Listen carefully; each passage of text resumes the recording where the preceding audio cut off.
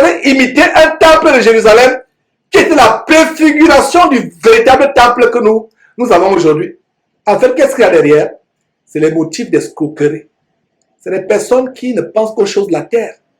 Ils prêchent Christ par convoitise, par envie, par vanité. Donc, retournons à notre texte, mes frères. Merci, Sony, du côté de Londres pour cette intervention. Voilà, mes frères. Donc, continuons avec notre document. Et nous sommes arrivés à édification. En fait, nous allons parcourir ce document. Et s'il y a des points importants, ce document, vraiment, c'est la charpente de cette émission aujourd'hui. Donc, édifice, édification, variant du mot édifier. Il y a une note par laquelle nous devons commencer à savoir que édifier vient du mot édifice. Chaque fois, frères et sœurs, que vous voyez le mot édifier ou édification dans le Nouveau Testament, ça fait référence à l'édifice que vous et moi nous formons. Ça fait référence à construction spirituelle, la construction spirituelle que nous sommes. C'est la grande révélation de cette émission.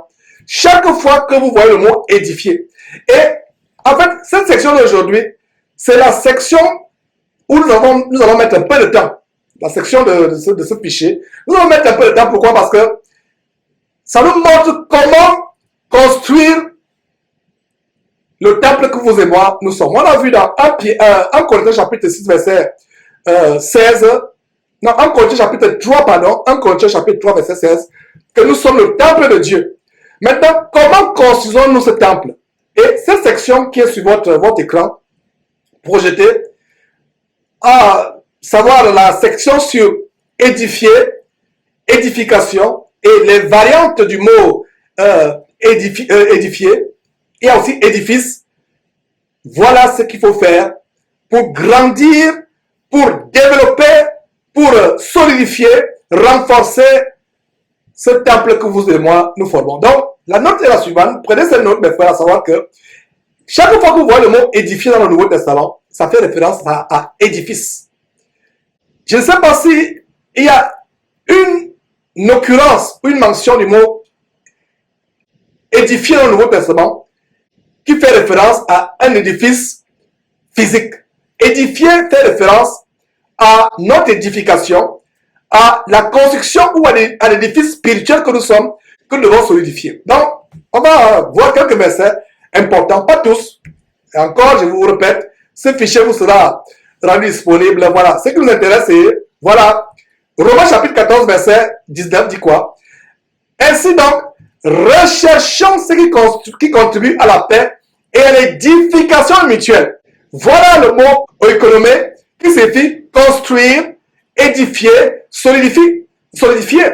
L'édification mutuelle. Ainsi donc, recherchons ce qui contribue à la paix et à l'édification mutuelle. Pourquoi édification mutuelle?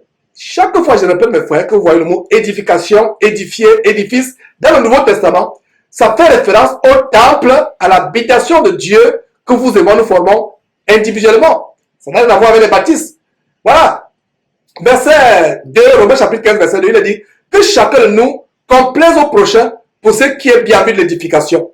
Et le verset est 1 Corinthiens, au pas de course, 1 Corinthiens chapitre 3, verset 9, car nous sommes ouvriers avec Dieu, vous êtes le champ de Dieu, l'édifice de Dieu. Voilà le mot édifice. L'édifice, mes frères, notez ce verset. L'édifice de Dieu, ça veut dire que la construction de Dieu, la maison de Dieu. Dans aucun verset du Nouveau Testament, je répète, il n'y a aucune occurrence, aucune allusion des chrétiens ou d'un chrétien qui a bâti une maison quelconque. Et 1 Corinthiens chapitre 14, verset 5, nous montre comment on peut aussi s'édifier. Et Paul parlant des choses spirituelles, le parlant, la prophétie ou le parlant avec interprétation, il dit quoi? Je désire que vous parlez tous en langue, mais encore plus que vous prophétisiez. Celui qui prophétise est plus grand que celui qui parle en langue, à moins que ce dernier l'interprète, pour que l'Église reçoive l'édification. L'édification.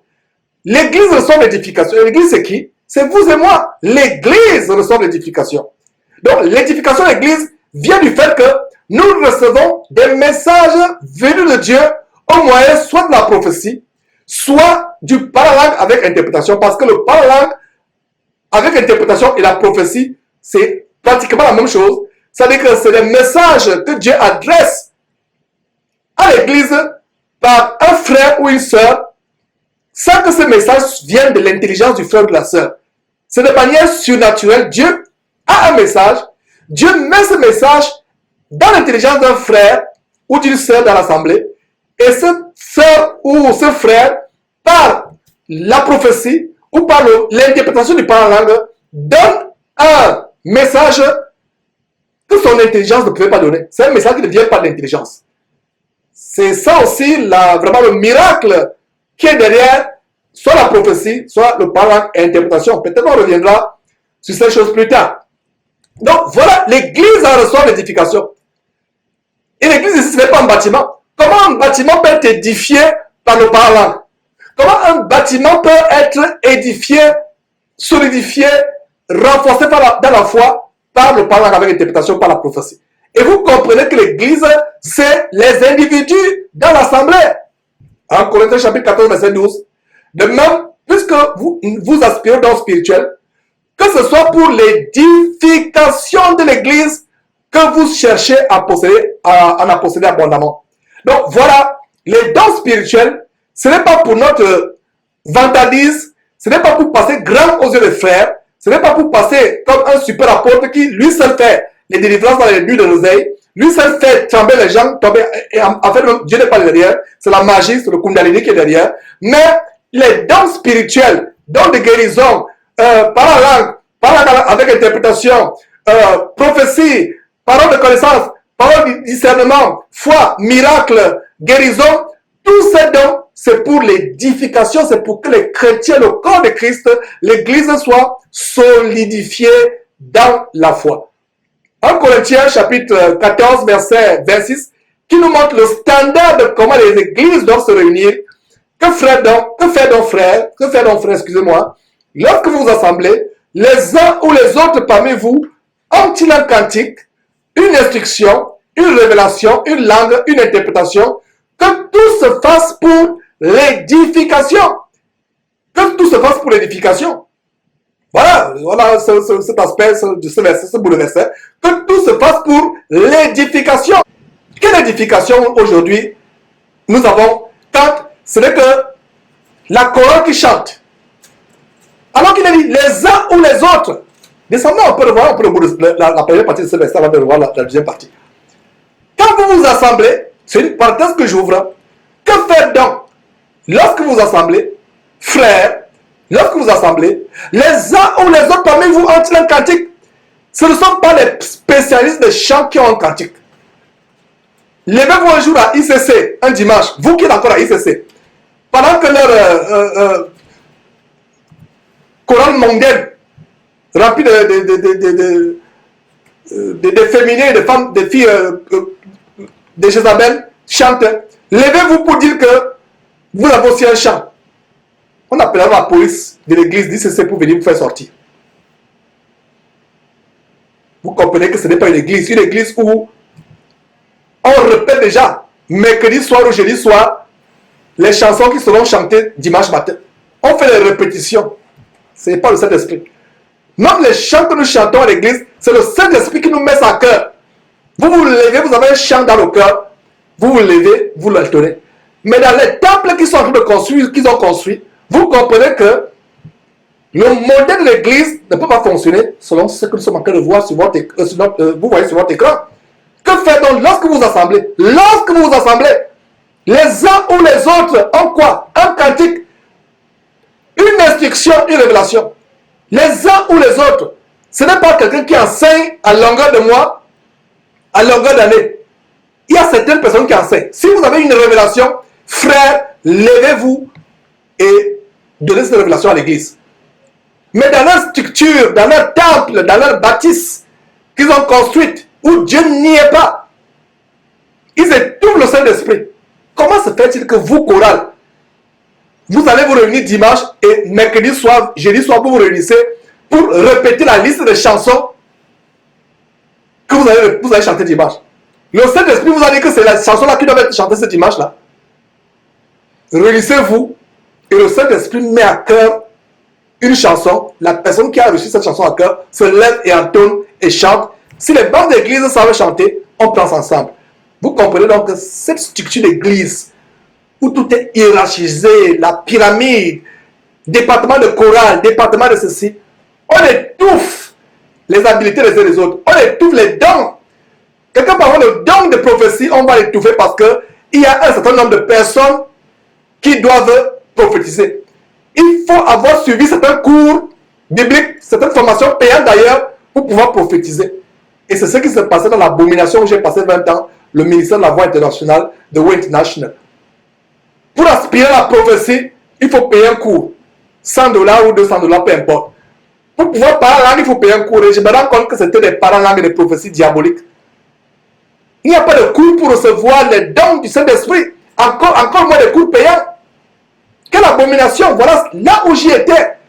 Quand je dénonce ces choses aujourd'hui, moi-même j'y étais, frère et sœurs. Mais Dieu m'en a délivré.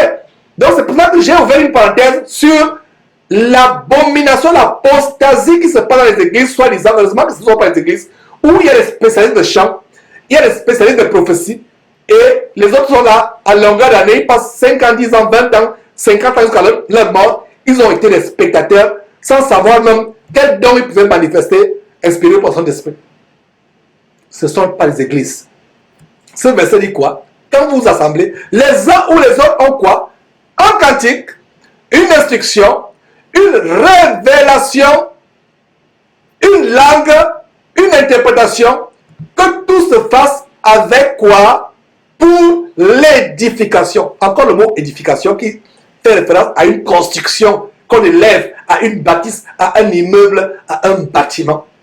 Mes frères et sœurs, je ne sais pas si vous tressaillez de joie comme moi par rapport à cet enseignement. Aujourd'hui, c'est un enseignement sec, dry, il n'y a même pas une vidéo. Ça, c'est pour les amoureux de la parole de Dieu. Et je pense que les amoureux des scoops se sont déconnectés. Si vous êtes connectés à que de suivre ces choses, de parcourir ce fichier avec nous, je vous tire le chapeau comme on dit dans le monde. C'est la preuve que vous aimez la parole de Dieu. 2 Corinthiens chapitre 5, verset 1.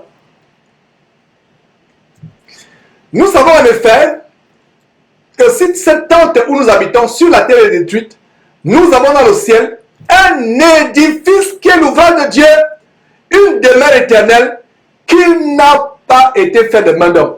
Oh mes frères, quelle bénédiction, quelle belle promesse. Nous avons dans le ciel un édifice, un bâtiment. Mais aujourd'hui, vos soi-disant pasteurs vous embobinent dans des projets gigantesques, titanesques, pharaoniques, construction de temples, faits de main d'homme, avec des pierres mortes, alors que nous avons un temple qui est dans le ciel, un édifice, un bâtiment, une bâtisse qui est dans le ciel, qui est l'ouvrage de Dieu.